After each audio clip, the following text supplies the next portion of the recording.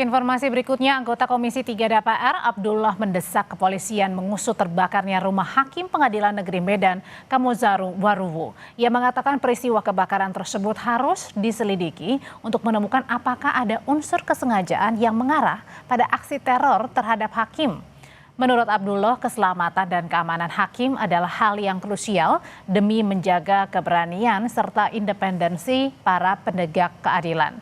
Abdullah menambahkan peristiwa ini menjadi alarm serius bagi aparat penegak hukum dan Komisi Yudisial memperkuat sistem perlindungan terhadap hakim, terutama bagi para hakim yang sedang menangani perkara korupsi maupun kasus-kasus beresiko tinggi lainnya. Polisi harus bergerak cepat dan profesional untuk memastikan motif di balik kebakaran itu. Jangan sampai ada kesan pembiaran. Bila terbukti ada unsur teror, pelakunya harus ditindak tegas, kata anggota Komisi 3 DPR Abdullah, seperti kami kutip dari kompas.com. Rumah Hakim Pengadilan Negeri Medan, Kamozaro Waruwo, terbakar Selasa lalu. Peristiwa itu terjadi ketika hakim yang menangani kasus korupsi itu tengah memimpin jalannya sidang di Pengadilan Negeri Medan. Meski polisi telah mendatangi kediaman Kamozaro, belum ada kepastian penyebab kebakaran.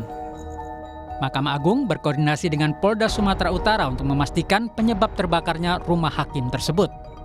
Mahkamah Agung meminta aparat menjamin keamanan Hakim Kamozaro dan keluarganya. Atas arahan Ketua Mahkamah Agung telah melakukan koordinasi dengan Kapolda Sumatera Utara dan Mabes Polri dengan Mabes Polri untuk memastikan untuk menjamin keamanan Hakim Dr. Kamozaro Waruwo SMH dan keluarganya serta seluruh aparatur Pengadilan Negeri Medan.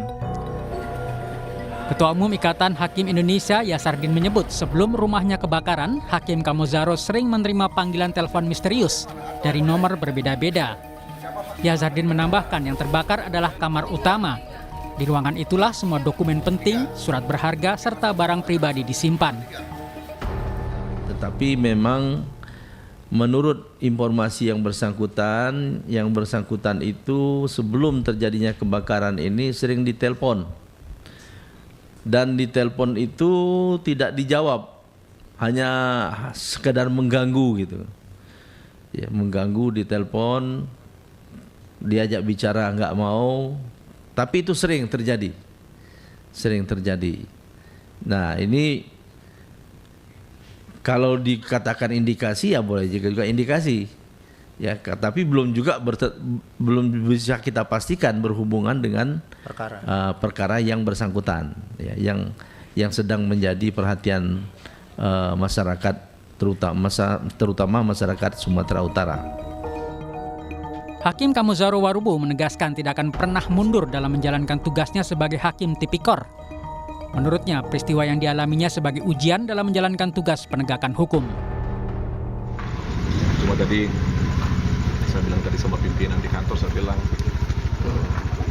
saya tidak pernah mundur dalam menjalankan tugas dengan segala tantangan yang ada, dengan apa yang terjadi pada kami hari ini.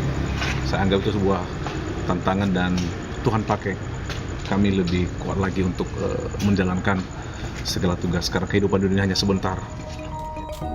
Dosen Sekolah Tinggi Hukum Indonesia Jentera, Bivitri Susanti menduga ada hubungan kuat antara kebakaran dan kasus korupsi yang ditangani hakim tersebut.